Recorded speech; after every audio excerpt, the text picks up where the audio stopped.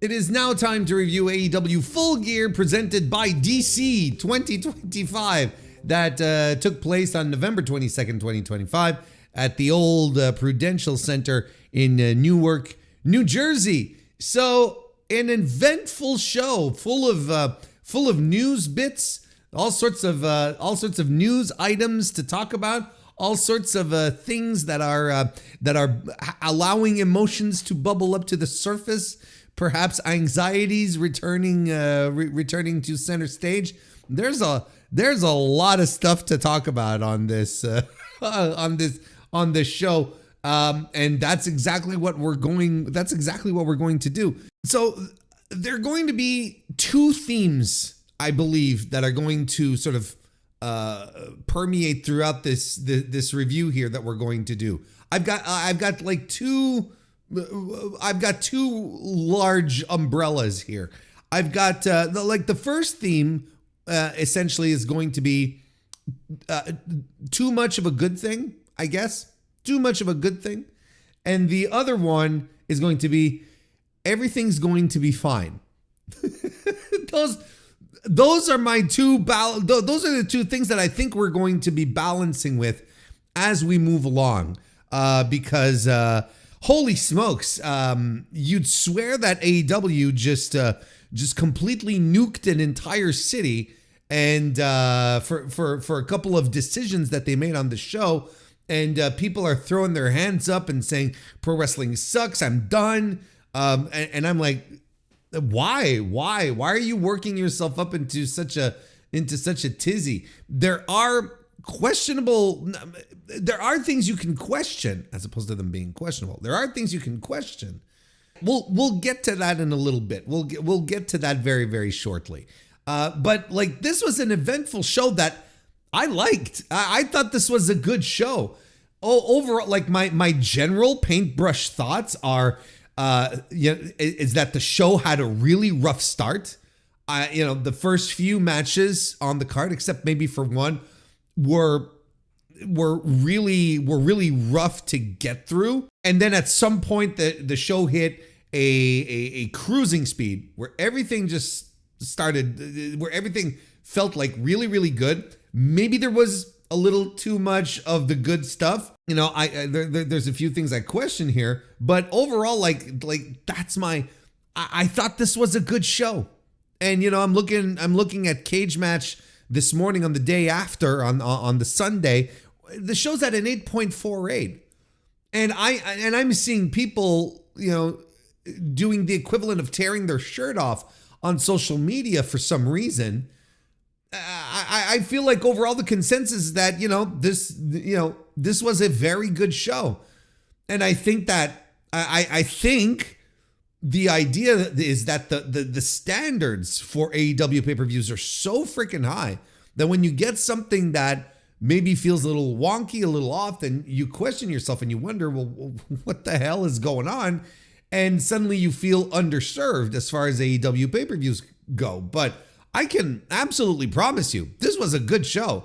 This was an observably good professional wrestling show that I enjoyed myself in, despite the fact that maybe there was a little too much of a good thing. Yeah, might as well break that point down first and foremost, and then we'll jump straight into the main event. Trust me, I am not part of the crew of people who typically, when I say crew of people, I mean like pundits, content creators, writers, whatever, who bemoan the length of wrestling shows. I'm generally not that guy. Au contraire, I will sit here and I will continue even today to tell you that complaints about show length are typically a content creator problem because of people who feel like they have to watch everything. So they sacrifice so much in their week to watch pro wrestling, may it be between AEW and WWE and New Japan and whatever else, right? Stardom, CMLL, whatever they split their time between. The longer the shows are, the more the investment feels big on that person's part. But if you are a fan of a singular promotion, which is like honestly, most people, those of us going online to argue about stuff and review stuff and watch a bunch of wrestling, we're the hardcores. We're the exceptions. But I would say that if you are only watching AEW, your time commitment is not that significant. Like normal weeks is 4 hours. That's all you need to consume. And that's even if you are maybe watching Collision, which, according to the ratings, you're not. You're most likely not. If you're only watching Dynamite, that's 2 hours a week. That's not a big deal. And maybe that's all you need. We have the impression that wrestling fans listen to all this shit, that all the other promotions out there are consumed by everyone, but that's not the case. Most people will probably just enjoy wrestling just fine and will stick to the promotion they like. They'll watch their thing and then go home type of thing. Then they'll go and, they'll turn on Netflix and they'll watch Last Samurai Standing or something. Or they'll go out and see a movie. You know what I mean? There's this impression that shows are long and it's problematic, but it's problematic to content creators who put themselves in positions where they feel they have to watch everything. And then they get overwhelmed, which is understandable. Don't get me wrong. And I've been there before too. I understand how overwhelming it is, but that's a you problem more than an overall problem. Because ultimately, the promotion is going to cater to its fans, not to, people like me who watch too much stuff, who watch a lot of stuff. However, I do feel that AEW pay-per-views recently have suffered from this 5-hour layout that they have. And it's not necessarily just because of, pundits and content creators. I think there is a palpable fatigue that happens within the audience that always seems to happen in very long shows, but seems particularly palpable when you're heading into 4.5 hours when you're heading into a 4 hours of your pay-per-view. Let me get this right. When you're heading into hour 4 of the pay-per-view and you're like, holy shit, there's still 3 matches left outside of this one. Then you're like, okay, like that can be a little bit of a gut punch, particularly if you're there live, right? Because the one thing that we have at home don't necessarily contend with in these types of circumstances is, these people have to drive home. They have to take public transportation back, and public transportation is not going to be open and operational until, fucking 3 a.m. or whatever. And I think that it happening in the evening like that is problematic. I think it's a little rougher. And I spotted a couple of people in the crowd who brought their kids, right? They brought their younger children to the show, and you could see at some point the kids are just sitting down. They're clutching their dad, and just trying to get comfy because the kids are fucking tired. The kids are exhausted, and they were hyped when the show was starting and they had the fireworks and they were screaming at Don Callis and all that stuff. But then as the show went on, they just get tired. It's like, well, these are kids. Sure, I agree. But I think I think the mood gets generalized nonetheless, where suddenly you have, you see the energy in people just dwindling. They're sitting down more. They're not reacting as much. So I think I'm starting to see this happen more and more, and I can't chalk it up to just, it's content creators bitching. I still think overall, whenever content creators complain about it, I believe it is a content creator problem first and foremost. But I have been seeing the shows, I have been seeing shows suffer because of it. And not just because of the crowd reactions, not just because of the crowd energy, but because there are matches that show up on these cards where you're like, why is this here? This feels unnecessary. Doesn't feel like it should be on the card. I don't understand. And there's a couple of matches like this on this card where I'm like, all right.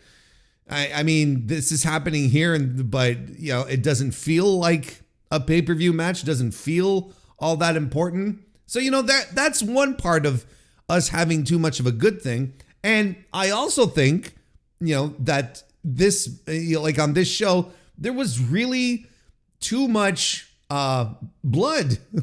there was too much blood on the show. And again, it's not necessarily something that I complain about and I have typically no issues with. But I think the way the show was paced, it really did give you the impression that there's just way too much.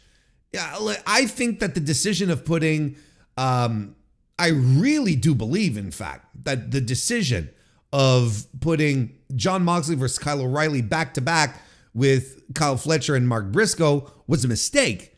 And then not that long after, we're 2 matches removed, you get the main event where again, blood is featured heavily. And I'm not talking about a little cut, something to just add a little extra, like, when Josh Alexander bled during the trios match. That's not necessarily what I'm talking about. What I'm talking about is that the bloodshed becomes an integral part of the story that is being told, right? That it's something that is there to enhance the story itself, the visuals, etc. And I think we may have gotten a little too much of that on this show. And again, I'm not trying to be prudish. I'm just saying it was diminishing returns, where at some point I'm like, all right. I just saw Mox and Kyle O'Reilly, go after each other with a fork, giving me the impression that they want to devour each other. So when I turned to Mark Briscoe and Kyle Fletcher, I sort of, I don't necessarily shrug at it, but I'm a little more impervious to the effect. How about that? I think I'm a little more impervious to the effect. Whereas, and then when it comes back in the main event, where it's just like, okay, don't get me wrong, Joe was bleeding buckets and it was a phenomenal visual. But then again, I'm like, oh, okay, well, it just loses impact. It's diminishing returns. It's something that happens in wrestling all the time, not just in wrestling, but in wrestling specifically.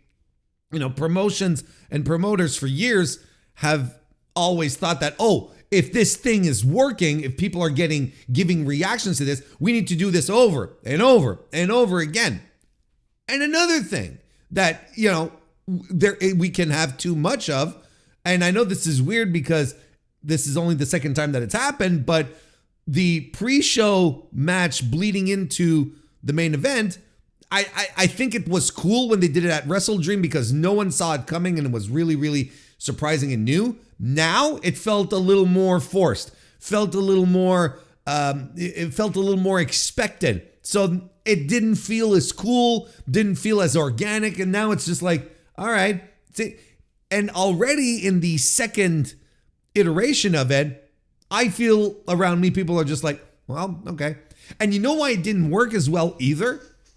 The reason why it didn't work as well either is because they did the full graphic presentation, with Full Gear presented by DC and all this stuff that they probably felt they had to do because of the sponsor, essentially. But look, I may be misremembering, but I feel like they didn't do that for when they did it at Wrestle Dream. If memory serves me correct, they just faded from black, faded in, and you had Jet Speed and FTR just slugging it out in the ring, and they had the wide shot of them slugging it out in the ring. The fireworks are going off, the crowd is going nuts, and that felt really good. Here, if only because they added the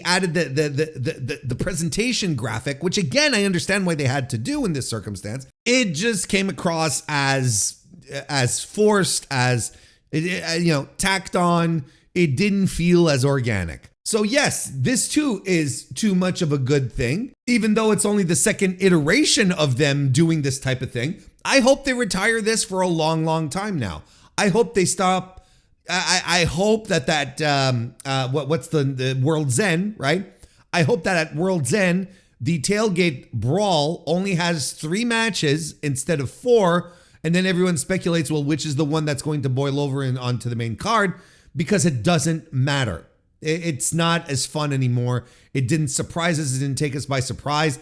And we're already in diminishing returns on that front. So there's a lot of stuff on this show, like I said, which is just too much of a good thing.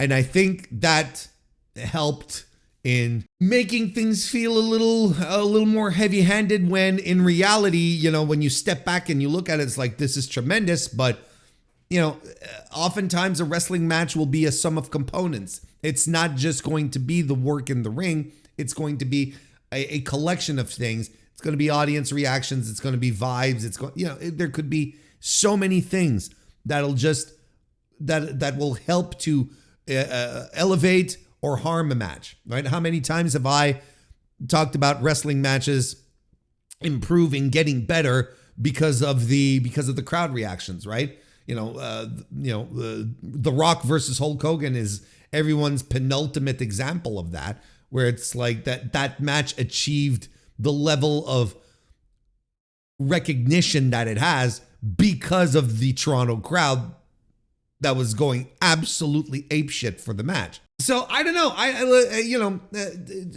Look, too much of a good thing, ultimately, I believe, is partly at fault for some of the ills that occurred in this on this show. So that's one theme out of the way. And the other theme, I think, will come together as we talk about the main event, where this is what we're going to do. We're going to start straight with the main event. We're going to talk about the events that occurred there, where Samoa Joe defeated Hangman Page to become the new AEW Men's World Champion. No one, I don't care who you are, no one saw this coming. Not seriously, not really. You may have memed it. You may have, tried to make a case for it, just be a devil's advocate, but there was no one who could come on, any type of prediction show, any type of podcast, and say with a straight face, Samoa Joe's beating Hangman Adam Page. And yet here we are. Here we are. I'm going to tell you, when Page, I was so convinced that it could never happen. When Hangman Page ate the Muscle Buster, I was like, oh, he's going to kick out of a Muscle Buster. Like, that's the first thought that came into my mind. I was like, oh, he's kicking out of a Muscle Buster. That's weird, but then it starts spinning in your head. He was like, well, they have been booking him strong. Well, he is the champion and so on and so forth. But no, they do the count of 3. And I am stunned. My jaw hits the floor. This was the last thing I was expecting was for this guy, this Samoa Joe guy, to be a 2-time AEW World Champion at this stage of the game. I legitimately don't understand it. But look, this is where we're at. And this match, look, the match was fine. Like, what do you want? Like a 3 3/4, 3.5, 3 3/4 cage match? It was fine. Don't get me wrong. I enjoyed it enough. You could tell they were about to go on a sprint, right? When Samoa Joe started bleeding within like the first 5 minutes of the match, right? Or I think it was even shorter than that. I'm like, oh shit, okay, we are going, this is a sprint. And Jesus Christ, was Joe bleeding. Holy smokes. And the outcome of it all, Joe standing there, like literally covered in his own blood, hoisting the title. These are fantastic visuals. There's nothing you have to be some kind of way to not look at this and say, this is not fucking cool. This was cool as hell. Despite all the other visuals that we had with blood during the rest of the proceedings, like there was something here. because it's Samoa Joe, because it's, it involves the world title. It just looked fucking cool. And I was into it. And then it dawned on me, oh my God, the discourse for the next few days is going to be absolutely unbearable because the Hangman fans are not going to have a good time with this. The Hangman fans are going to be back to full-on anxiety mode, and they are not going to be enjoying this. So I want to get a few things out of the way, because I've heard a bunch of stuff already. I'll give you my thoughts. I don't think this is an indictment as to whether or not the Hangman is a poor business draw, right?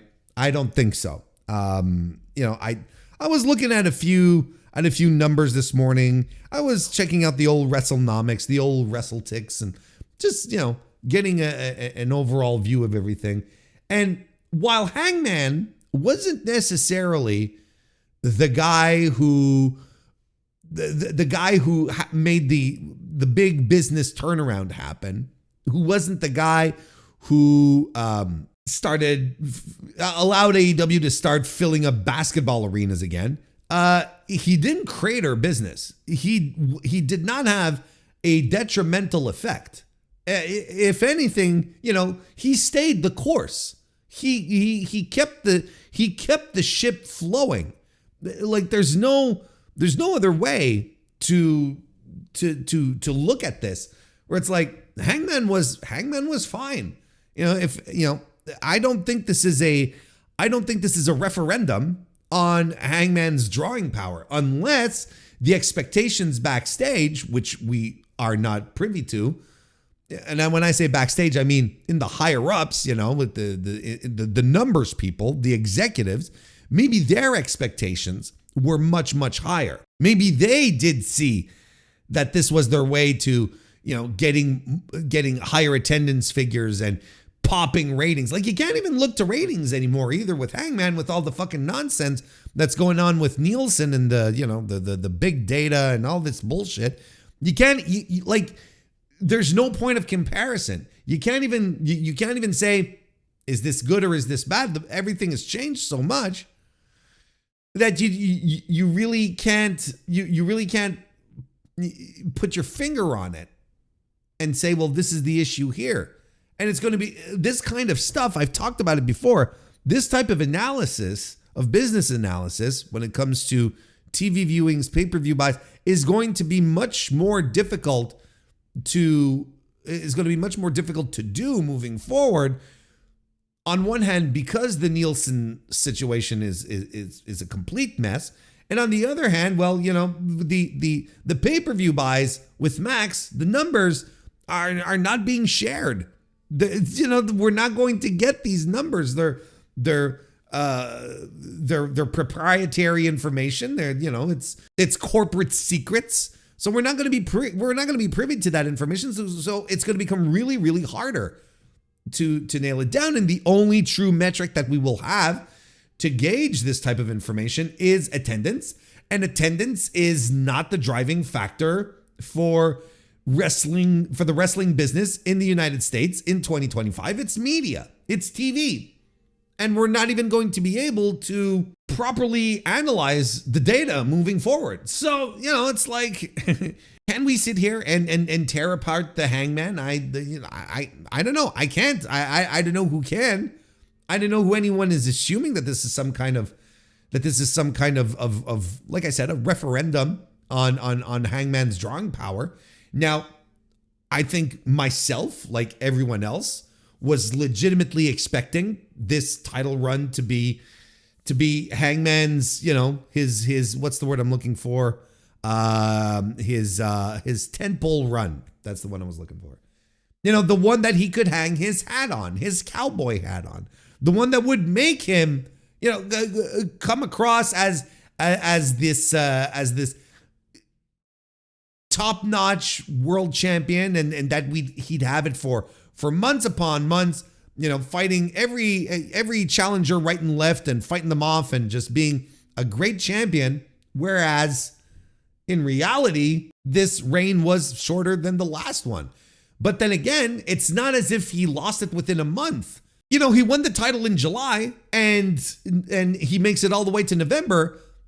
I think that's a pretty good title reign. Or is it just me? I think this is pretty good. Had some very good defenses in the meantime. I thought his work with Samoa Joe was really great. I thought the stuff with MJF also was very good. And his match with Kyle Fletcher, am I the only one who just sits here and goes, yeah, no, this was terrible? I can maybe understand people who might be upset because he never got to sink his teeth into a big time feud, other than, let's say, with MJF, a big time feud with one of AEW's big players, like Will Ospreay, like Swerve Strickland. Like he won't have like this badge, this badge where I beat Swerve Strickland during my run or whatever. Like that didn't come together. And again, but then like look at the situation that they were in. I mean, when I say they, I mean AEW. All of these guys the two guys that I just mentioned here, they're gone. Could we have worked something out with Kenny Omega? I say yes. I mean, that's absolutely a viable argument there. Like, I've been talking recently about how I feel like Kenny Omega isn't an intrinsic part of AEW anymore. Joe Lanza on his recent Dynamite review, I think it was a Dynamite review, at least on one of his audios, used the term fabric. And that was the word I was looking for to try to properly express how disconnected I feel sometimes Kenny Omega is in regards to AEW. He's not part of the fabric of AEW anymore, or at least he doesn't feel like he is. And I think, rekindling the thing with Hangman and having a feud, I think that could have been really interesting. Do they have something else planned for Kenny? That's possible. But if so, it's about time that they do it, because Kenny Omega being, an afterthought, shoehorned as the third guy into someone else's feud, over and over again for the past 4 months or so, is not necessarily super exciting to me. It's not that it's not raising the hairs on the back of my neck when that kind of shit happens. So maybe they could have gone with that a little sooner. Or maybe Kenny, look, here's the other part that I always mention. Maybe Kenny can't do it anymore. And we don't know that. Maybe Kenny can't have the high level singles matches that he once had, and doesn't want to be put in a position where that will be exposed anymore. We don't know. The point that I'm trying to make here is the following, because I have seen this argument go around quite a bit. Could they have done more with Hangman? Could they have given him more compelling challengers and so on and feuds and so on? And the question I have is, and the answer I should say I have is maybe. I don't know. I'm hard pressed to make that judgment call, because I can't come out here and say straight up, yes, he could have had more high level challengers. There's a lot of people, myself included, who are really excited at the idea that Jay White might return. So people are saying, what about Jay White? It could have been Jay White. I'm like, Jay White's not a top guy in this company, folks. As much as we enjoy Jay White, he's not a top guy in AEW. And the two top guys, Swerve and Ospreay, they're out. Well, at least Swerve was. So then the question goes, well, why didn't they just have Swerve versus Hangman then? Fair. But then we're hanging on to that till Revolution, right? So in the meantime, what do you do with Hangman? Because Revolution's in February. And that's what, 4 months away still, right? November, December, January, February. Yeah, that's right. My math is good for once. 4 months away. So what do you do with Hangman in the meantime? Do you have him continue his feud with Samoa Joe? Right now, one of the complaints in the company is that we're recycling the same feud since the summer. And that's all we've been doing, just running through the motions with the same people since summer, month after month. And now AEW turns around and does something completely out of the box that no one was expecting. And we're going to get upset at that as well. We were getting upset because they were always doing the same things. Now they're doing something different. And now we're getting upset because they're doing something different. There are promotions right now in the world, okay, that are happening right now that their main complaint from their fans is this is boring. It's always the same thing. And we're sitting around and we're talking about these promotions and we are begging them to try to do something new, to push new people at the top and so on and so forth. Just try out new things. At the very least, just try something new.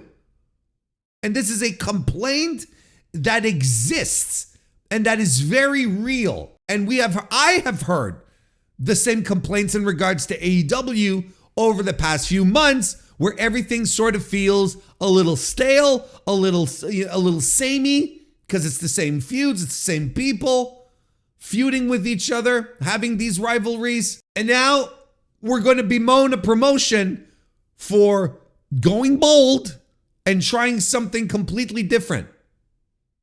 I'm like, all right, interesting. Because I can't say I hate this.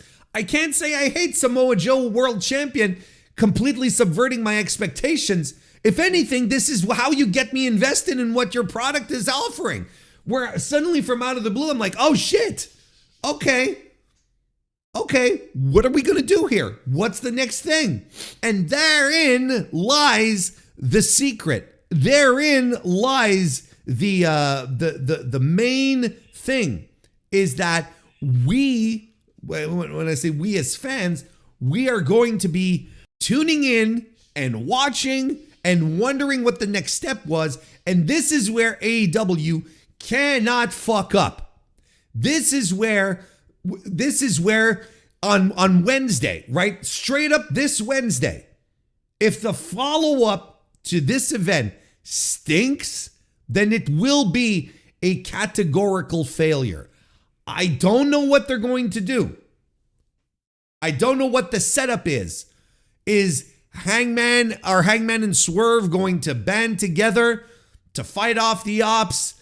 Like, what is the next step here? What is the next thing that we're going to do? And I don't know what to tell you, because I don't know. I don't know what it is. And that's the point. And that's why I'm going to tune in on Wednesday. That's why I'm already excited for Wednesday, because I want to see where this direction is leading. Now, again, they might come up with something brilliant, or they might come up with something that is going to completely disappoint me. Like, that's just the nature of the beast. But I would be a bald-faced liar if I were to tell you right here that I am not looking forward to this Wednesday's Dynamite to see what is the next step here. If they were ready to pull the rug from under the Hangman and have Swerve return, and with Samoa Joe being the top guy in the company, all right, okay, I see all the ingredients out on the counter. Now let's see how you put them all together to make something tasty. That's all. And ultimately, isn't that what we should want out of our pro wrestling? Isn't this kind of the thing? And I don't want to sound like a hater either. You know, I love the Hangman. I think how many times have we talked about him in very positive tones here? I don't think I've ever said a bad word about the Hangman. I'm a guy who will stand up for him constantly. I will keep saying over and over, the Hangman can't have a bad match. Whenever the Hangman is up for a big time wrestling match, I'm like, excellent. I'm stoked for it. Let's go. One of the things that I have talked about in regards to the Hangman is that I question whether or not he was a champion whose main attraction is not as much holding the gold than in chasing it. And I think that is a legitimate question to ask yourselves.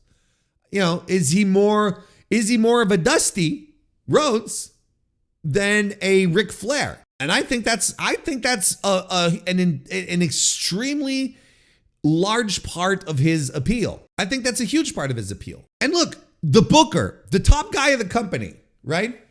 Who is this guy's favorite pro wrestler? Do you know? Do you remember? Tony Khan once told us that Sting was his favorite pro wrestler, right? Sting is not renowned and beloved for his numerous / lengthy world championship reigns. That's not why people remember Sting. That's not why people loved Sting. That's not why people cheered him on. Are you seeing some similarities here? I'm starting to see a few here. So let's push the analogy here. Let's push the analogy. Let's say Hangman is Sting. Let's just say Hangman is Sting. Well, folks, let me tell you, the Hangman is going to be fine. He's going to be fine. He will always be fine. I think this is Hangman's energy. This is his vibe, right? Like, all the great babyface champions have encountered moments where they were screwed out of their title. Like, it's happened so many fucking times. If anything, that's a badge of honor that the Hangman should be, that Hangman fans should be taking upon themselves.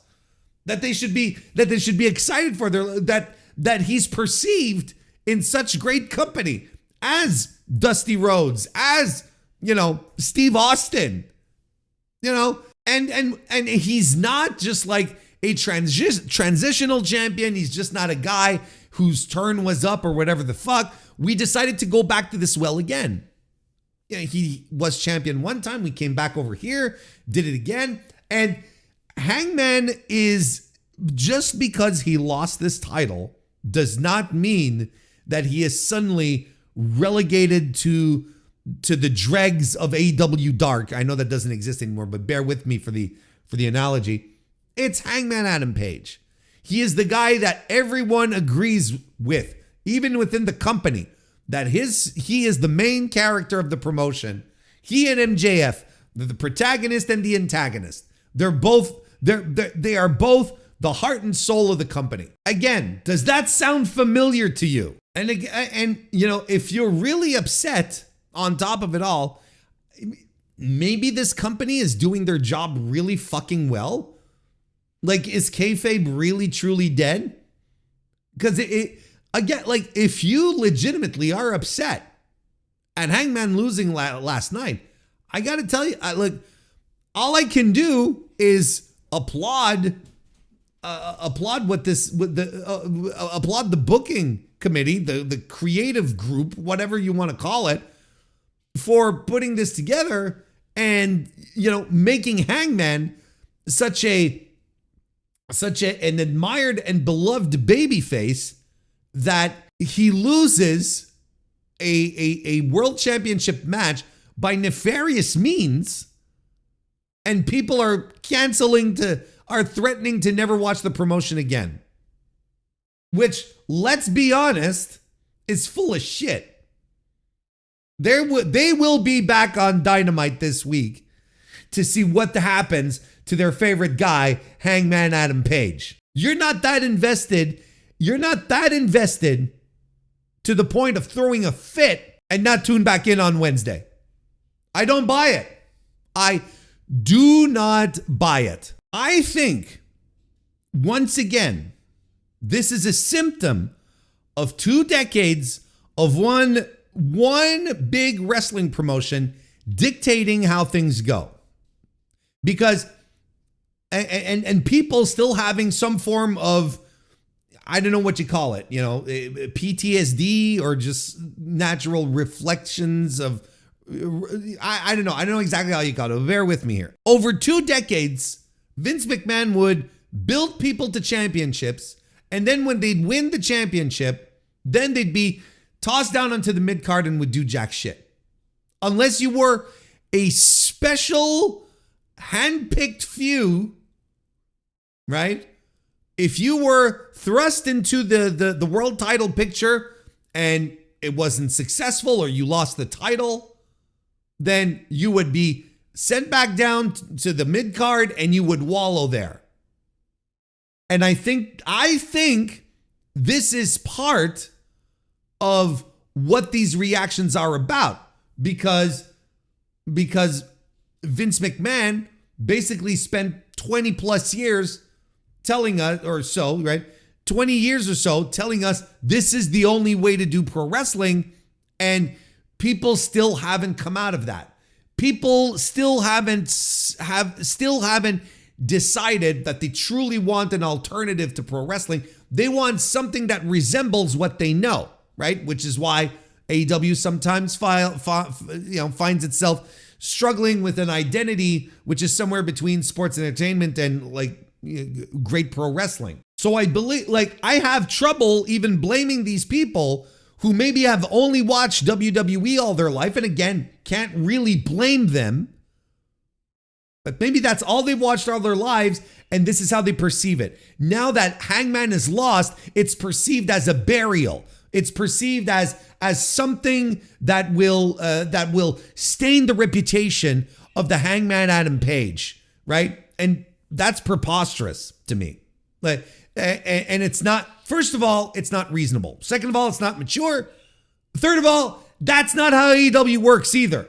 And if you have been following booking patterns for All Elite Wrestling, you would know this.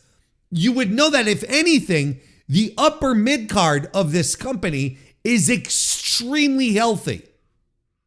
And they're about to welcome in someone else into this upper mid card in the person of Kyle Fletcher, who I believe has lost upwards, but we'll get to that in a second. I don't know why this. We're back to square one when it comes to the Hangman fans and their anxiety and the idea that the sky is falling because their guy didn't win, because their guy is not the champion.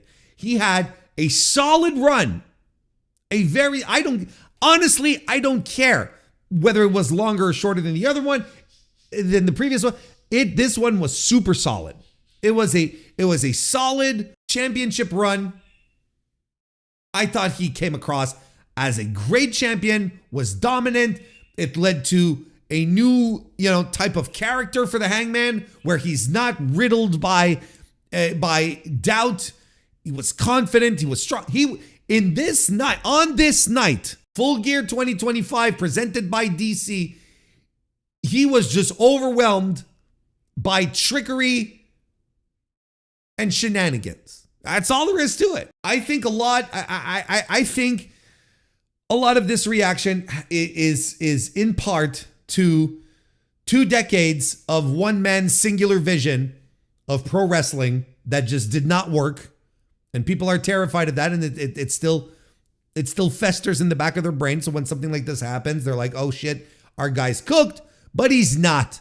And he's going to be in some kind of program with his greatest rival, Swerve Strickland, his frenemy, right?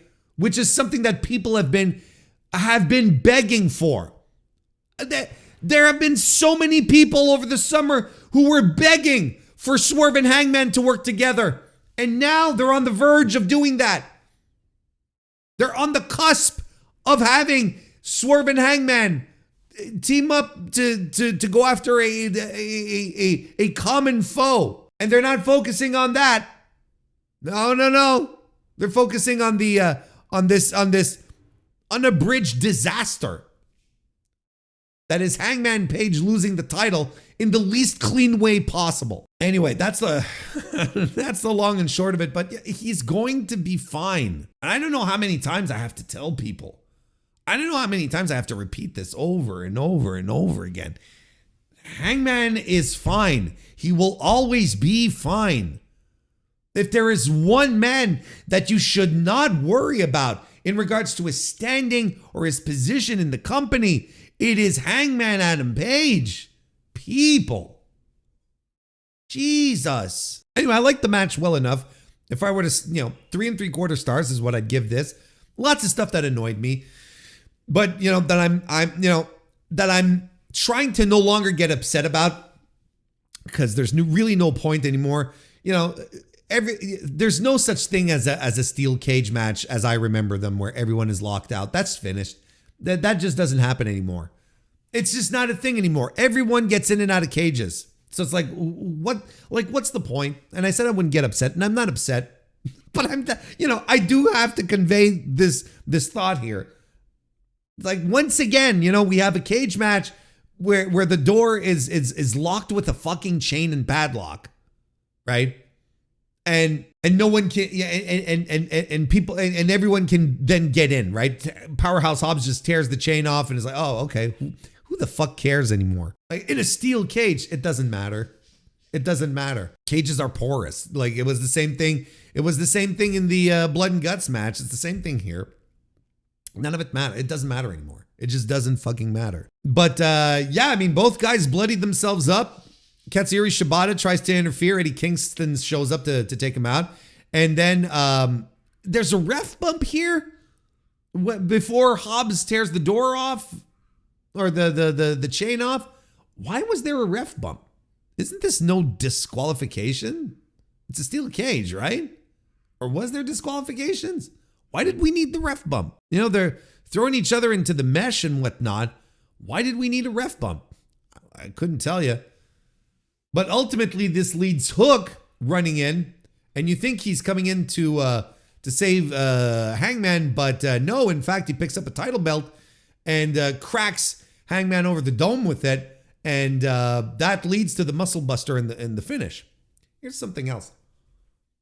Here's something else that people are upset about. Hook being put in this position. Hook being elevated, as people say, right? The people have been going on. So many other guys that could have been put in this position. I'm like, what is this position? What is this position? He's the young boy. And look, I know people, I know a lot of people are out on Hook, and a lot of people don't like Hook these days. And look, you saw it in the pre-show match. When he came out and he was doing shit, no reaction. There's no reaction for this kid. So they might as well turn him heel and try something else, because whatever they're trying out right now isn't working. Again, why would we be upset at the idea of trying something out? Now, do you not like Hook? That's a whole other story. Because I'll tell you one thing. There's one guy who likes Hook. One guy who likes Hook a lot. And his name is Tony Khan. And he's gonna try his best to get this guy over. He sees him as a project. This should be evident at this point. And I don't see what the big deal here is. He's going to be the fourth guy in a 4-man team. Why are we making a big deal out of this? He's the guy who ran in, swung the belt, and revealed that he's joining the Ops. It's kind of like Daniel Garcia when he decided to go heel and join the Death Riders. It's kind of the same thing. And is Daniel Garcia suddenly in the midst of some tremendous push? No. He's the fifth guy in a team of 5 or 6. How, whatever amount of people are in the Death Riders these days. These aren't who's considering this spot to be some coveted gleaming spot that people backstage were fighting over. He ran in and threw a belt. He's going to be one of Samoa Joe's lackeys. What the fuck? Such a weird reaction. I don't care. I don't care enough. I don't think it's a big deal. I don't understand it. Hook is going to be there. This is what's going to happen. Hook is going to be there so that Hangman can beat the piss out of him. So Swerve can beat the piss out of him. People are acting like suddenly he's on the main event tier. I hope everyone fucking relaxes here. And honestly, look, if next thing I know, Hook is on the top levels suddenly of AEW, I will eat my words. I will eat my hat. I will eat some crow. I will eat a lot of things and take it back. But there's nothing here that indicates, that he is on a certain path to superstardom.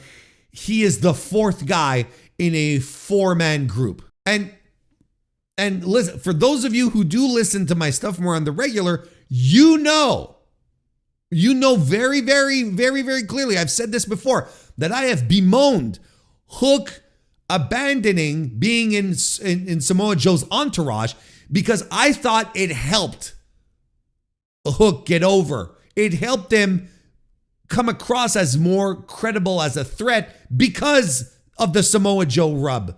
And imagine then working with Samoa Joe, helping you out with promos and whatnot, because Samoa Joe's a killer promo on top of it all. Imagine all of that, right? But I get it. I know people don't like Hook these days.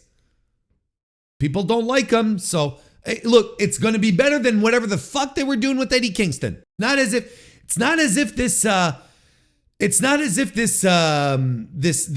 Eddie Kingston return has been setting the world on fire. It's not as if, why aren't people more mad about that? Now that is something that AEW has flubbed. Eddie Kingston's post-injury return. This is a guy who should have everyone super excited about.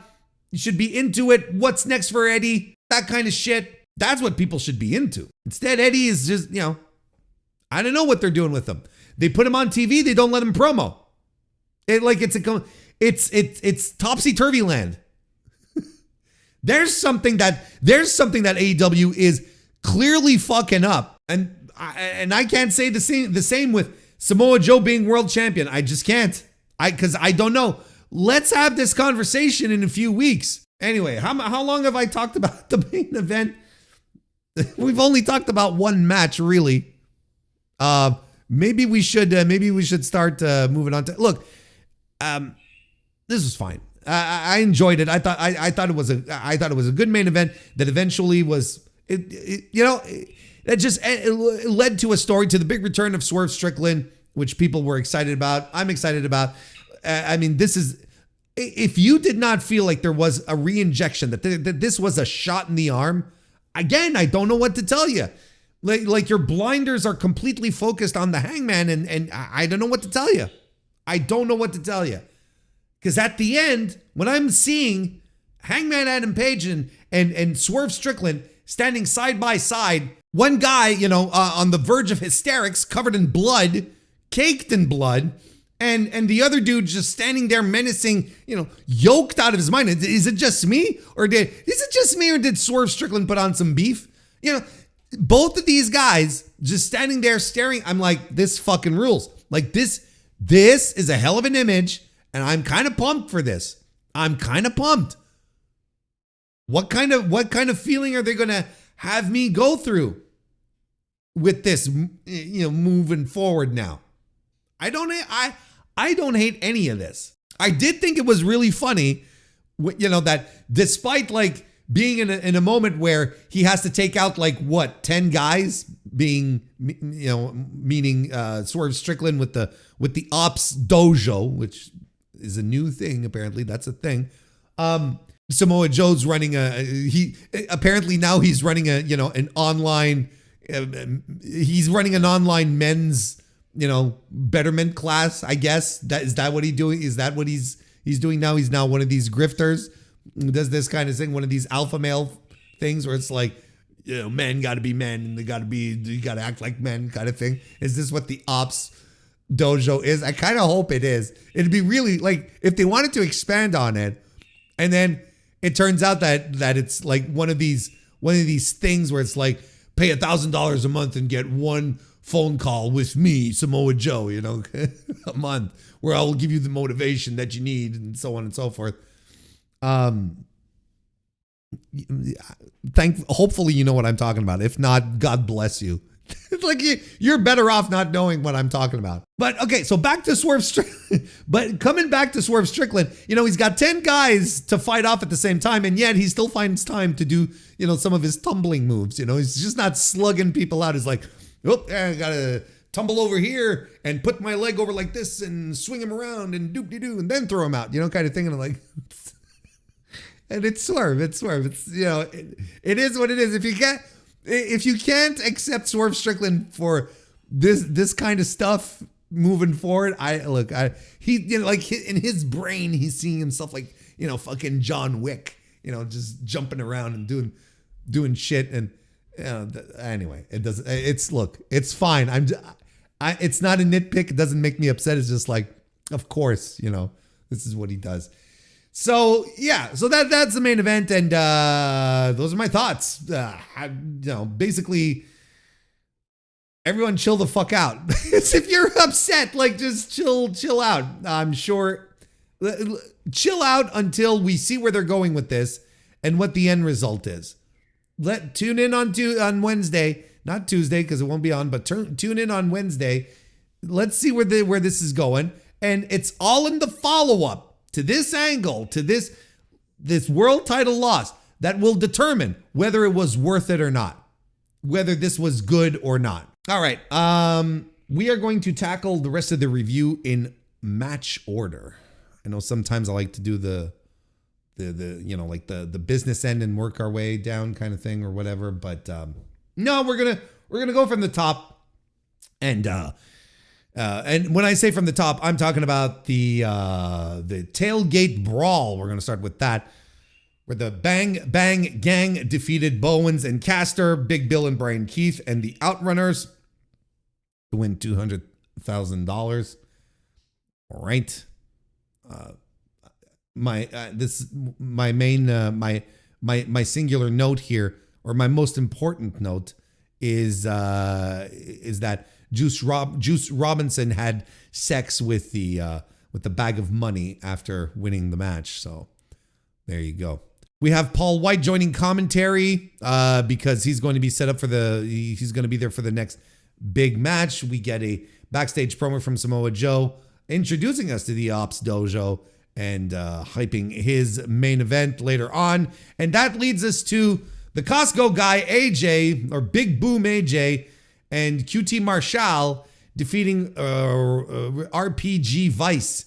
And I swear to God, I don't know who thinks this Boom and Rizzler stuff is still hot and cool in late 2025. I don't know. I never cared for this, and I care about it even less. I think this has been diminishing returns.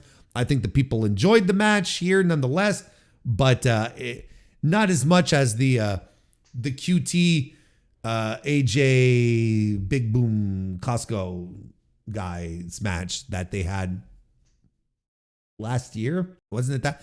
Something to that effect. Look, anyway, it doesn't matter. Like as far as social media influencers, these guys, this ship has sailed. These guys are done. I hope I never see them again. I hope this was the last of it. I really have nothing to give to these guys. Nothing. Don Callis is backstage giving an interview with Josh Alexander and the Bucks. This is where they lay the framework that Kazuchika Okada still hasn't showed up at the building yet. All right. Eddie Kingston and Hook squash the Workhorsemen. It is what it is. And then the trios match happens, which is, I guess, the first real match of the pay-per-view. We talked about it earlier in the review, where the match starts on the pre-show and then boils over onto the main card. But look, I've already talked about it.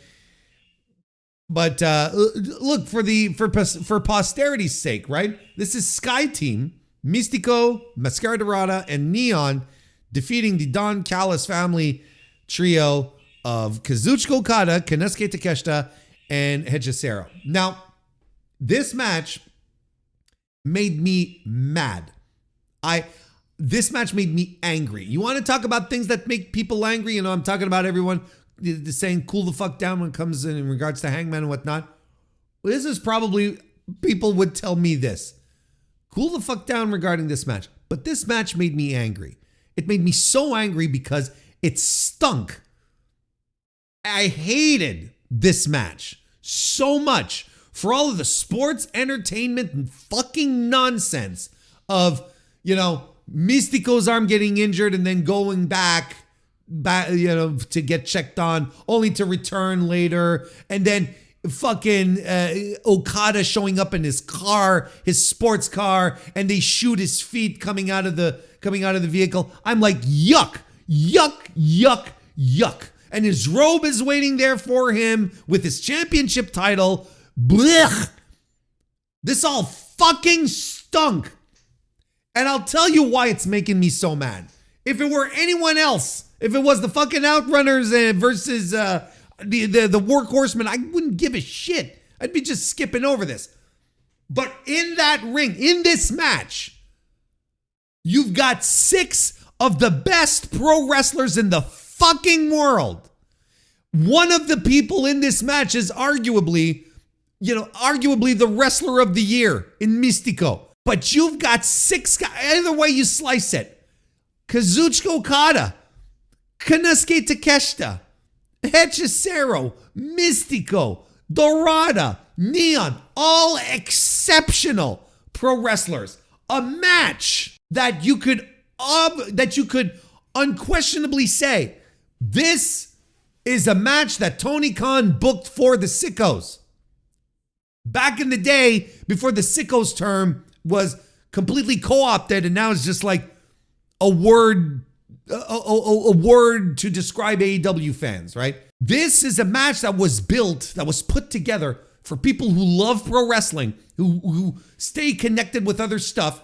Anywhere else, this match goes 15-20, and people are buzzing about it for the rest of the week. If it is put on anywhere else than AEW, instead, this becomes a backdrop for Takeshita and Okada to continue their little feud. And meanwhile, you've got the entire Sky team there. You've got them all. They're all there. And they're not doing anything Sky teamish. Look, Mystico's run at some point, he is just phenomenal. He's just landing shit right and left. I'm like, he's working. He's working hard. Good. But did you finish this match looking at this? If this is your first time seeing a guy like Neon and saying, wow, this Neon guy, he is, wow, he's something else. What an incredible pro wrestler. Look at all these feats he's doing. No. And you're not going away saying another great stellar performance by Mascara Dorada. No. And Hechicero having no opportunities to put on his magic either. And Takeshita and Okada just bumping chests, getting angry with each other. At some point, Okada inexplicably wailing on Takeshita's back. I'm like, what? Like, why are we having physical contact? What's the point? The accidental stuff I can understand, but Okada outright just beating him up? Why isn't Takeshita fighting back then? Like, that didn't make sense to me. Why didn't Takeshita just pop right up and pop one right in the Rainmaker's mouth? Why didn't he do that? I hated this match so much. You can't. I can't properly express it. I hated it so much. I hated it. It just boggles my mind that 6 unequivocal great pro wrestlers in one match, and we decide to do that. Just grab ass, goofy, nonsensical, useless bullshit. Whereas if this had been big, if this had been happening in Arena Mexico, I swear to God, we'd be talking about it for weeks. People would be saying on social media going, you have to see this match. Everyone would be buzzing about it. We got this fucking bullshit instead. No, I was not in a good mood when this show started. Mystico has Hechicero tap through the La Mystica for what it's worth. This is a 2.25 star match. I hated this so much. I really, it's too competent for me to go lower, but my feeling just is there's such contempt and and anger for this match. It's incredible. Pac defeats Darby Allin, as I thought he should. This was a good, solid match. You know, at first, Darby is, like the idea is that Pac says, I'm a better overall wrestler than you, so I'm going to challenge you to a no frills, no stipulation, straight up wrestling match. So he's assuming he has the upper hand in this circumstance. But Darby, from the get-go, he's out wrestling him and he's putting him in holds and whatnot. So what does Pac have to do? He has to resort to nonsense. Not nonsense, but underhanded trickery. And then he starts tearing at all of the tape that Darby has after his stay in hospital because of his second-degree burns. And we actually see the fucking burns, and it looks really, really nasty. And no one should ever do flaming table spots ever.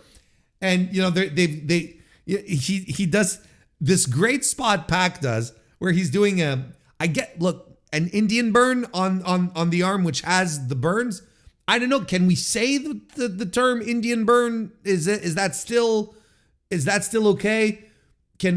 Or should I be using another term? And I apologize if it's insensitive. I even checked online to see if there was something else, you know, that if it had transitioned to another expression. I don't know. I'm gonna admit, like, I have no clue. But that's nonetheless what he did. Pac did on Darby Allin, which got a big reaction from the crowd and myself. And I mean, yeah, this was good. I'd give this a solid, I don't know, I'd give this a 4. How about that? I'd give this a good solid 4. This was a good pro wrestling match. And of course, Pac can't get the job done himself. Wheeler Yuta comes in to distract Darby Allin and the ref, which allows Pac to use Darby's bat to get the win. So even after himself saying, I can beat you in a straight pro wrestling match, no gimmicks needed, he needs a gimmick to win. It's perfect heel heat. It's perfect heel heat and for Pac here. No notes. I enjoyed this. This was fun. Next, we had the women's tag team 4-way match. All of these women who are moving into the semifinals of the AEW Women's Tag Team Title Tournament, where they get to pick the stipulation for their semifinal match. The Timeless Love Bombs defeat the Babes of Wrath, Sisters of Sin, and Megan Bayne and Marina Shafir. I had no use for this match on the card. This is something you could have shaved off. This is a match you could have just moved away or put, something else. But when we're talking about the show being a little too long, there was no purpose to this match. There was no purpose. Who cared? Who cares whether there's a stipulation to one of the semifinals? I couldn't give a shit. I don't care. Why is this suddenly on a pay-per-view? You know, I know this is probably for Tony Khan to have a second women's match on the card to avoid the typical criticism that he has, but then just build a singles match. Just build a singles match with anyone else on your roster. You've got more than enough women, and this was nonsense. Or better yet, this is the thing that I didn't understand. I thought we were going to get the finals of this tournament at Full Gear, and that would have been interesting. This would have been a lot better than this. I don't know why this tournament has been taking so long. I don't know why they didn't flashbang it and just make it happen. Now, like what? There's 2 more matches left, right? There's the 2 semifinals. And are the finals going to be at World's End? Well, that's in 4 weeks. Like, it's completely imbalanced. It's, no, I don't like it. The rhythm is completely off. I don't like it. I don't like any of this. And I didn't care much for the match either. I think I gave this 2 3/4 stars. Like, we were not off to a rousing start. FTR defeated Brodito to become the new AEW World Tag Team Champions. What a great match. This was absolutely phenomenal. I love this so much. And so what this does is that it ends up giving FTR the titles, of course, but in a great package, right?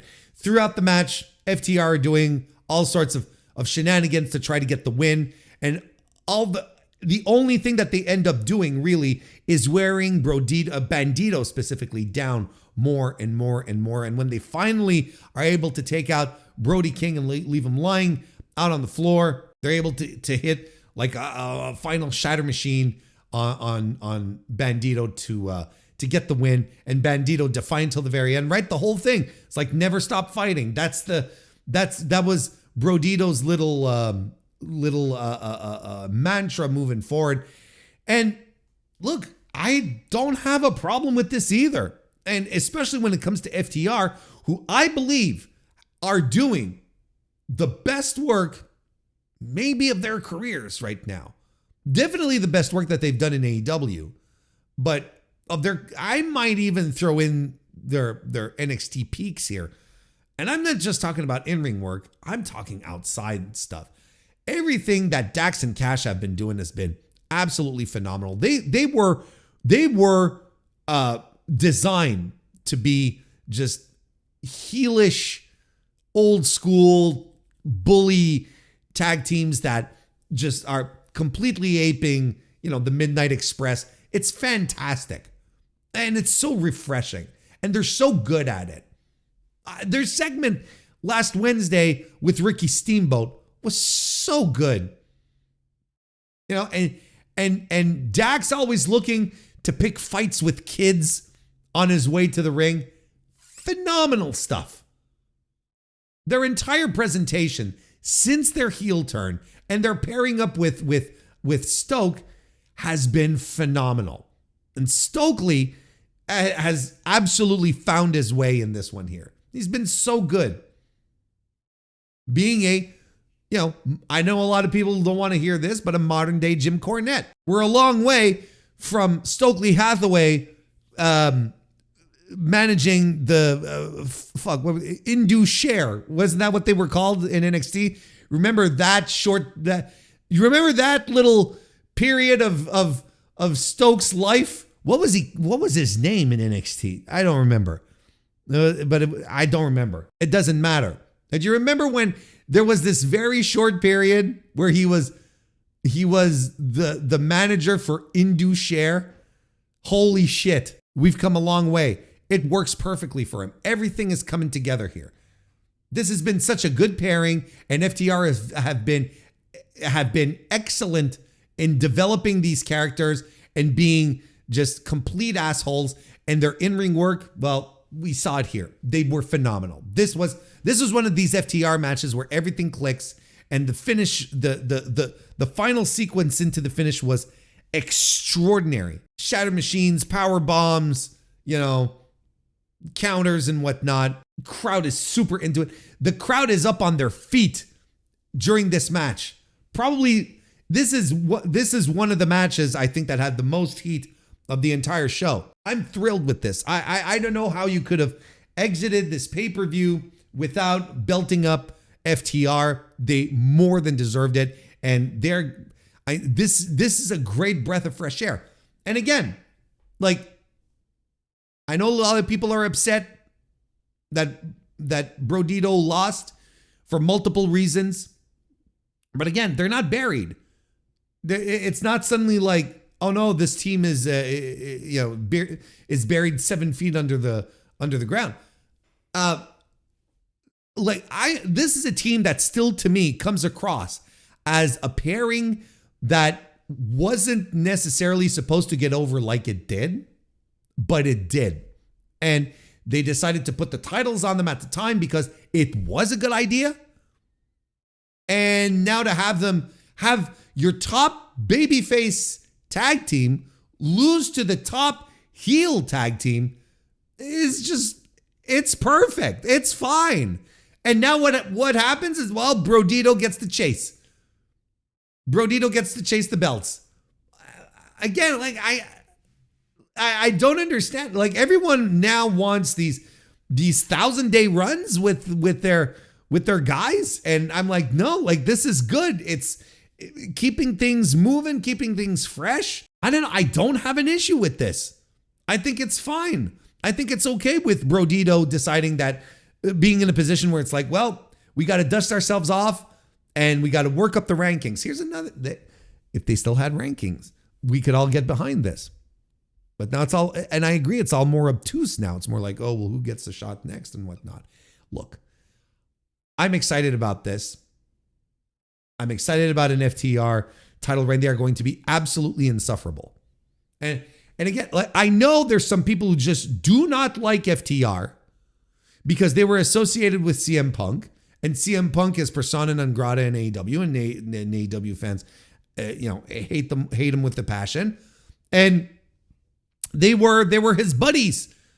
So I understand that people have a natural dislike of FTR, but the thing is that right now FTR is doing some of the best work of their career. So I mean, if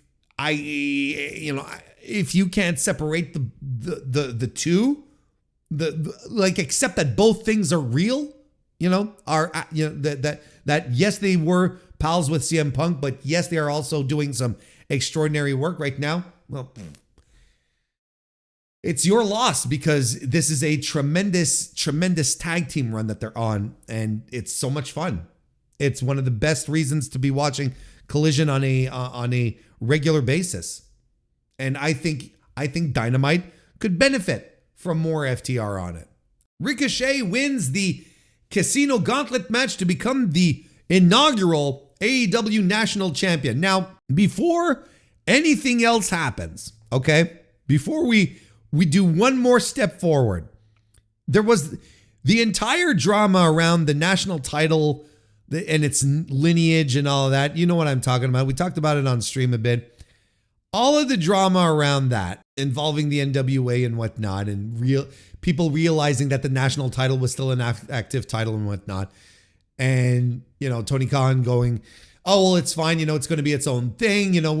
We're not going, we're going to, basically saying that he talked to William Patrick Corgan and they had a nice talk, and said, that the AEW national title was going to have its own lineage, and he doesn't want to encroach on the NWA and whatnot. Right. But despite that, turns around, reveals the title, and it looks exactly like the NWA television title. Did you notice this? Am I the only one? But it looks exactly like the NWA national TV title. I mean, it's not. I don't know. It's like, hey, look, I'm pretty sure Tony Khan is going to get another phone call. He's going to have another phone call with William Patrick Corgan. I don't care enough to really get upset about it. It doesn't matter to me. So yeah, listen. This was the Casino Gauntlet, and these were the participants, right? We had Bobby Lashley, Shelton Benjamin, Ricochet, Claudio Castagnoli, Daniel Garcia, Orange Cassidy, Wheeler Yuta, Kevin Knight, Roderick Strong, Mark Davis, Speedball Mike Bailey, and Dad Magic, Matt Menard. And Ricochet ends up winning the whole thing like I thought he would, like I thought it should be. Everything is right in the world. I think it's a title that suits him, it fits him. And I once again call for a moratorium on the Casino Gauntlet matches. I begged AEW to not do one for a long time after the one at All In. I still think the one at All In was worse than this one, but I didn't think this was particularly fun or interesting. We need a real deal moratorium. Bring this back in a year at this point. 2 years if you can handle it. Make us miss this shit. Or if you do it, make sure that it goes back into the spirit of the first couple that were done, I believe, in Daly's place, right? Wasn't that the site of the first one? Because in the spirit of the first ones, there was this idea that anyone could be in it, anyone at all, and that included outsiders. So yes, on one hand, you're expecting surprises. There were no surprises here, but you are expecting someone who doesn't go here to be thrown in the mix, right? That's one thing. But the other thing that made the first few special is that no matter where you were on the card, you could be in this match. Because we had Will Ospreay and Swerve Strickland showing up, in the original ones. And now it's just like, I understand these are a bunch of mid-carders that you're going to put in here because it's a mid-card title. Because your main eventers are all busy doing other stuff on this card. I understand. And the All-In one, well, Max was in it. MJF was in it because he was winning. Because he was the guy who was supposed to win. But, it had that level of unpredictability that just is not there right now with this title. With this match type. It's just not there anymore. So I'm figuring might as well just like really, put this in a box, put it in the closet, and just close the door and leave it there for a while until you go back into the closet because you're looking for something else, and then you see the box and it's written on the side, right? Casino Gauntlet. And hey, I remember this. This was a lot of fun. Maybe we should do this again. Because I don't know. It did nothing for me, and when you have people like, again, no disrespect, but Mark Davis, Daniel Garcia, Yuta, Kevin Knight, these are all people who are not winning. These are all people who you're like, of course these people are not winning. Matt Menard. Can we blow off this Matt Menard, Daniel Garcia shit? Because that's what it is. I don't care. I don't care. All right, if we're going to blow it off, have Dan Garcia, rip this man to shreds. But Daniel Garcia and him like brawling into the crowd to take Garcia out of the match, enough's enough. And I'm not necessarily asking for a drawn out feud here. This can be a nice little TV feud that you end on an episode of Dynamite in a couple of weeks, but with a decisive, a great win by Daniel Garcia, who finally, breaks away from Matt Menard, puts him in the sharpshooter, what does he call it? The Dragon Tamer, and just like twists him up, makes him beg for his life. Matt Menard taps. Garcia holds on to the move, for 15 minutes after. You know what I mean? Like, we got to move on from this. It's not interesting. It's not interesting. It's Matt Menard. Daniel Garcia's main concern should not be Matt Menard. It should be just about anything else. But this feels under Garcia. Like, this is not how you're going to elevate Garcia. So let's go. Let's do it. Let's get rid of Menard, take him away from the scene so that we can move on with Daniel Garcia doing other things. Anyway, Ricochet lands the Spirit Gun on Kevin Knight for the win. Kyle O'Reilly defeated Jon Moxley in the no holds barred match. Excellent match. This is a 4.5 star match from your boy, Warren Hayes here. This rocked so much. I love this match.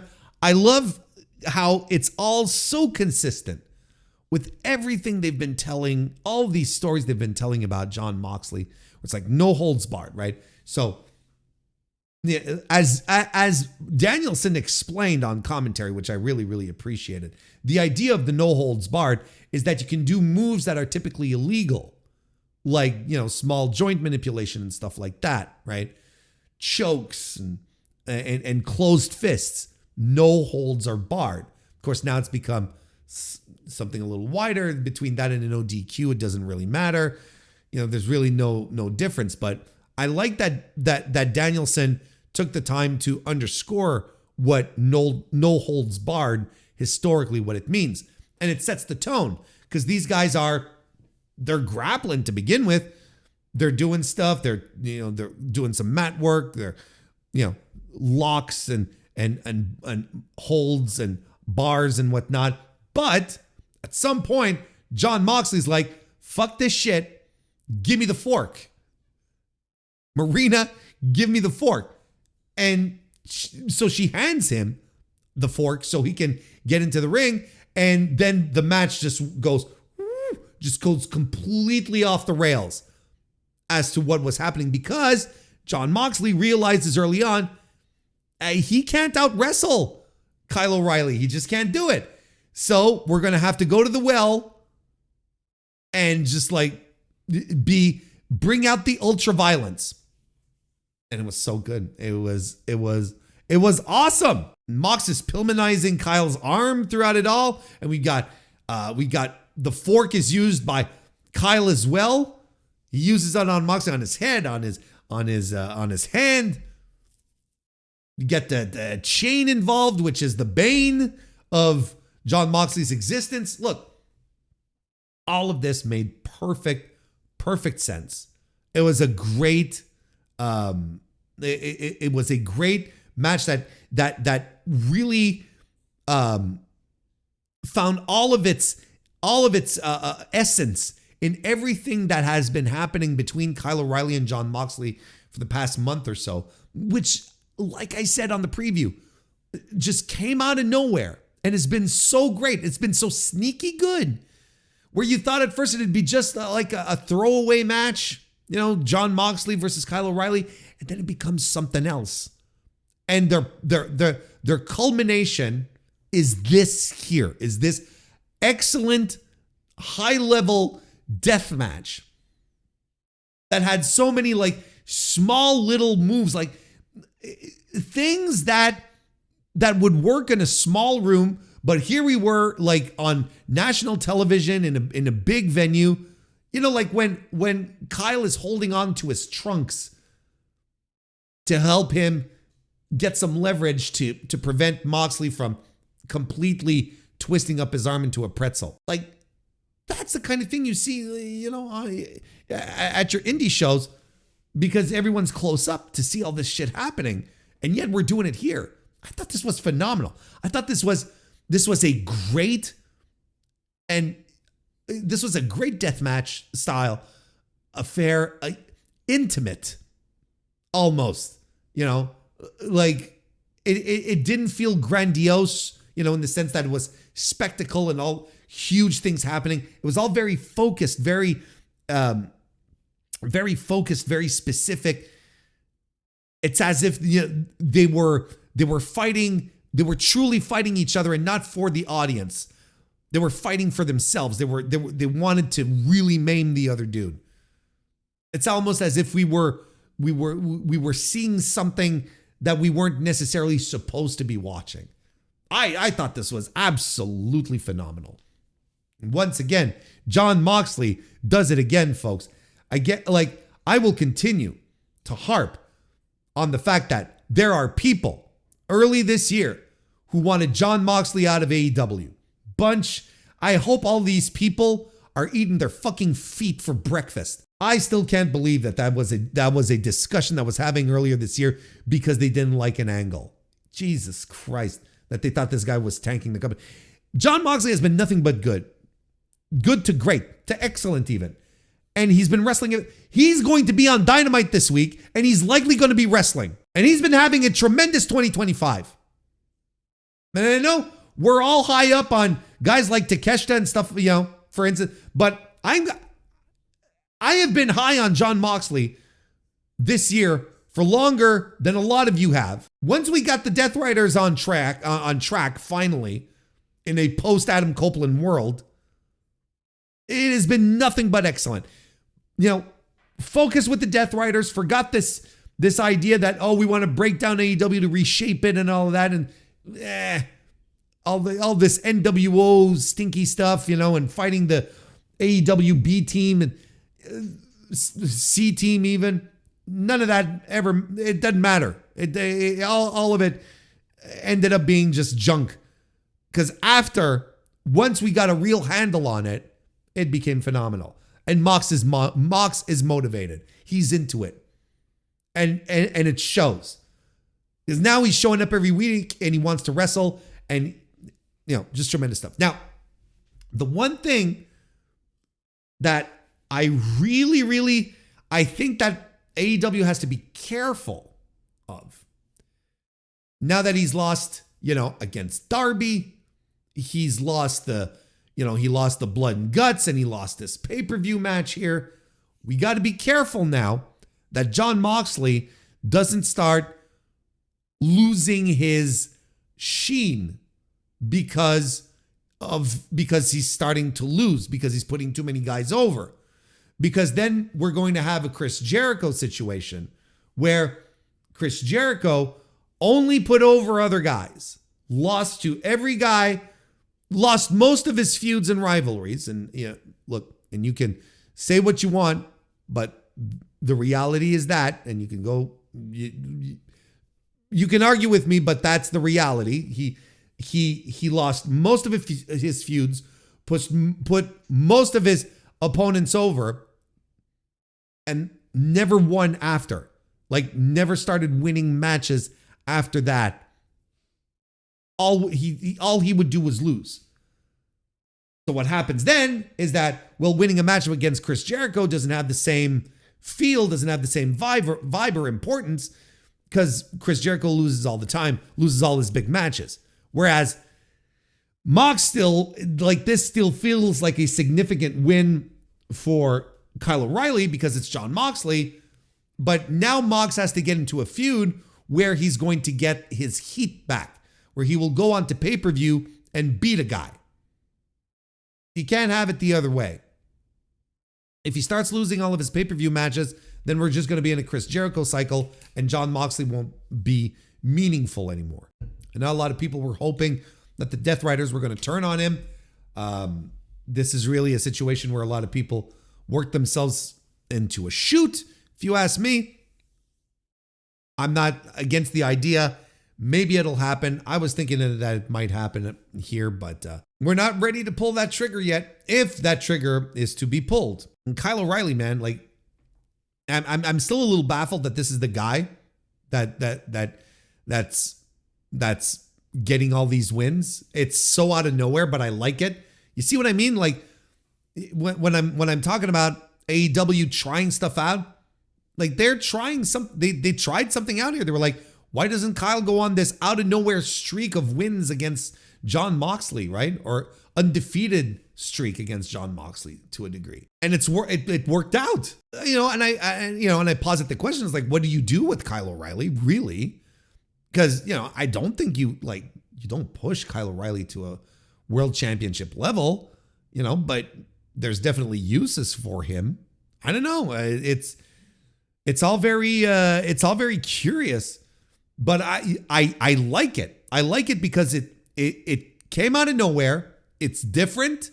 They decided to try something out. It turns out it worked, and I don't know why they're not. I don't know why AEW fans are not extending the same type of grace to the world championship situation. But we've already talked about that.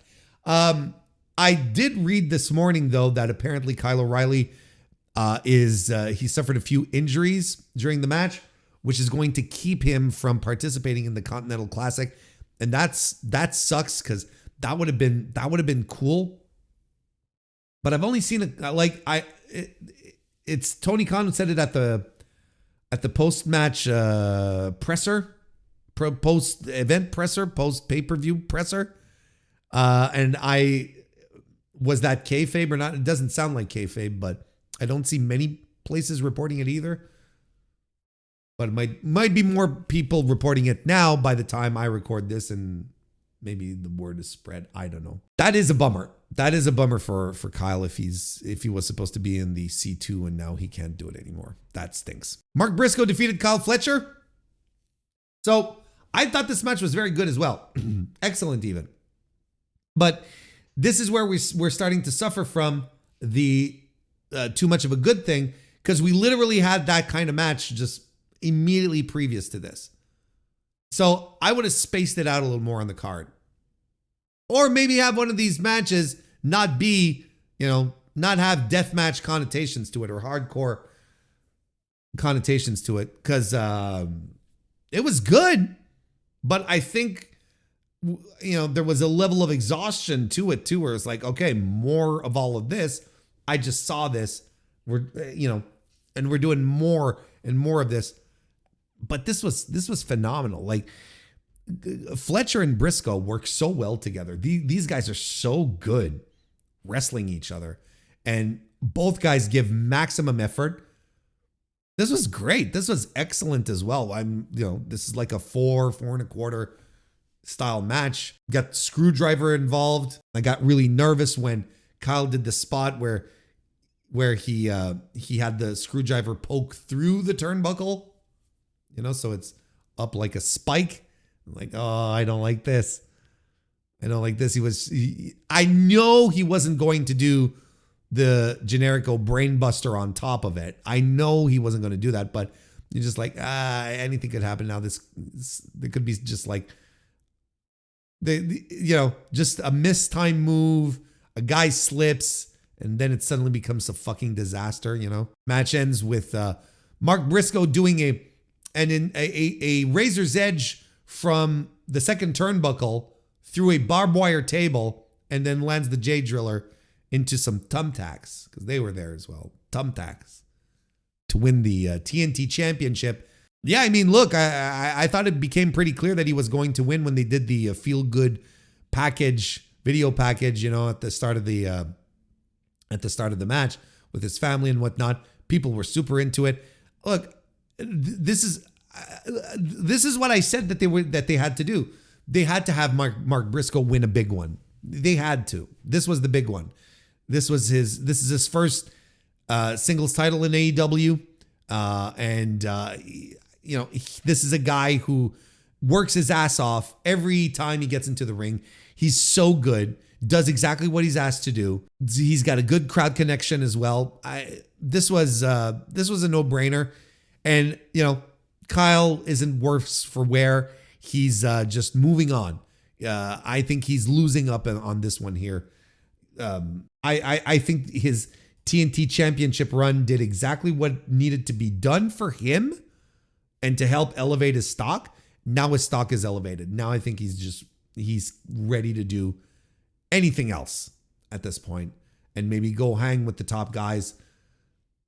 Again, I don't have an issue with it in the very least. I enjoyed this match, but I probably would have enjoyed it more if we hadn't just been through O'Reilly versus Moxley.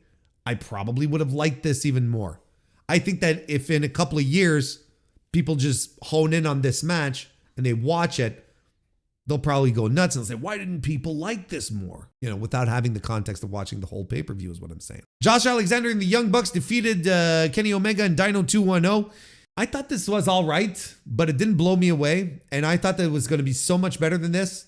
I thought it was really, really, really, really, really, really going to be so much better than this. I don't have many notes. That's basically what I wrote.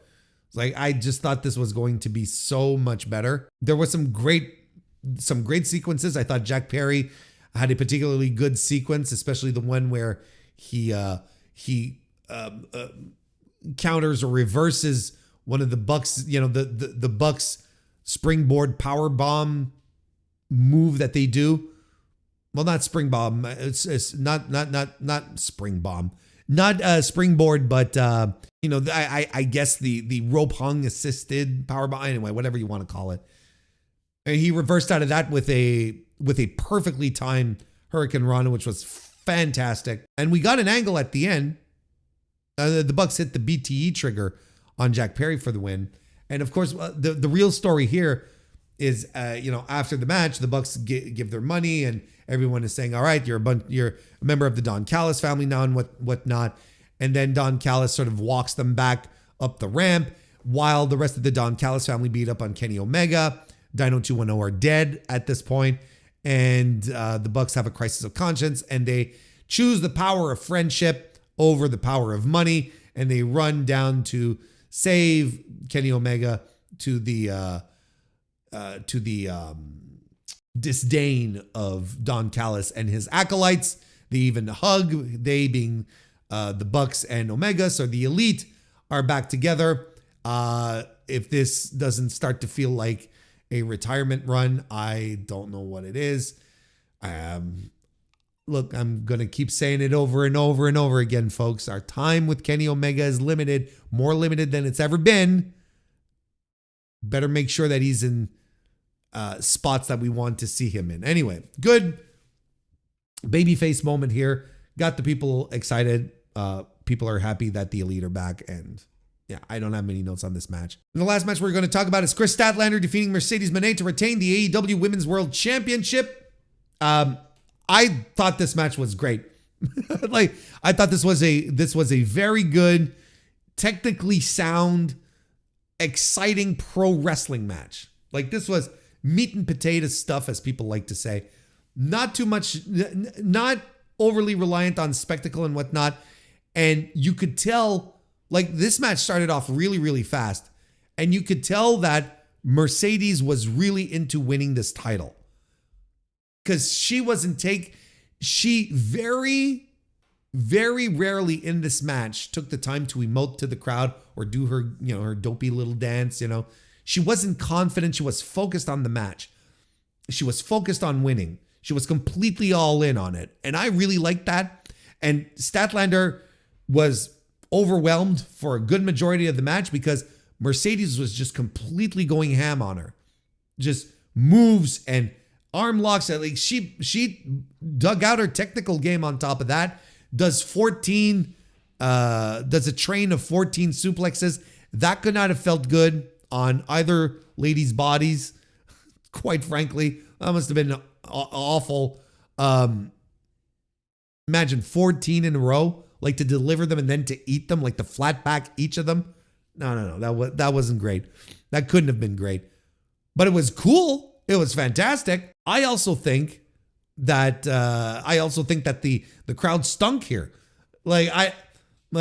Maybe this is part of the exhaustion. Maybe this is part of the of the idea that we got too much of a good thing, too much good wrestling, and now it's like the crowd is just completely out of it. But I thought this was a phenomenal match. I thought this was excellent. I think it is out of their series of 3 now between Statlander and Moné, I think this is this was the worst of the 3, but it's still very good. But it's still really, really good. And they really did try something different here in the match layout, in the match setup, where Mercedes just was focused on winning the title. And I like this idea that Mercedes Moné, can't win the big one, where she can go off anywhere and win anyone's championship, right? But coming back to AEW, where the best wrestle, she can't get the women's world championship because she always falls short. She's going to win it eventually. I think she's going to drop, the belt collector gimmick before she does. But this has to eat at her. Like, this is something that has to be a pain point. This has to be something that makes her sore, that makes her upset when people bring it up. This is so we can have this long-term story, and whoever she ends up winning it off of, it's going to be a true to form victory for Mercedes. That has to be the story. Is the third time the charm for Mercedes to finally win the AEW Women's World Championship? And it adds a little prestige to this title too, right? It adds to the idea that again, that Mercedes is winning all of these secondary belts, I guess, but AEW's top belt has such great competitive wrestlers around it, like the best wrestlers in the world, that even though Mercedes goes everywhere else and wins everyone else's title, coming back to AEW, she just can't do it because this is where the best wrestle. This is where the best wrestlers are, and Mercedes just can't beat the champions here because they're that fucking good. They're better than all of these 13 other promotions that she has, that she's collected the belt from. I think it's smart. I'm still into the gimmick. I think it's good, and Mercedes is very good, and I think Statlander was very good here as well. If I'm going to be maybe of a downer here, I think Statlander should have. I think she should have gotten a bigger. She should have gotten a bigger match here. She should have rose to the occasion, big time here, as opposed I'm trying to formulate exactly what I'm trying to say here. She should have had like the natural progression of their series and then have like this explosive, mind-blowing match instead of what they ended up giving, which is the least interesting of the 3 matches that they had. She should have had that bigger match here because she is the champion, you know, but it was still good. I enjoyed it. Give it a 4 stars, right? Then we have the backstage segment between Okada, Takeshita, Hechicero, and Don Callis, who basically, you know, they're all upset to have lost, but basically saying that Okada's in the Continental Classic, and Takeshita's like, oh yeah? Well, I'm going to be in the Continental Classic too. And then Kyle Fletcher comes in and he's pissed off that no one had his back in his match for the TNT title. And he's like, you know what? I'm going to be in the Continental Classic as well. So that's very interesting. That's a field I can get behind. As long as we don't go a goofy route where we're going to get a 3-way in the finals, the finals really do need to be Okada and Takeshita. That's your blow off. Anything else is stupid. I'm just going to call it what it is. Anything else is stupid. That's your main event. That's your main event of the Continental Classic. That should be your final match, your finals. So Takeshita and Okada have to be in separate blocks or leagues in this case. And then we have the main event. We already broke all of that down, and that is going to bring an end to this review of AEW Full Gear presented by DC. I enjoyed it. I thought it was a good show. You know, had a rough start. I think the start to the show was really, really rough, but then they really got into a groove with some really great stuff and controversial decisions, I guess. But I'm going to tell you, trust me, I will always prefer a promotion that tries stuff out than to sit around and be complacent and give us the same thing over and over and over again. I'm willing to hear them out and see how this goes. And the Hangman loss will be a good or a bad thing only in retrospect. Once we see what they have planned and how it's executed, that will make or break this decision. I think it's too early to cast judgment exactly on what happened there. In an otherwise good AEW pay-per-view that could nonetheless benefit from being just a little shorter as well. So there you go. Those are my overall thoughts.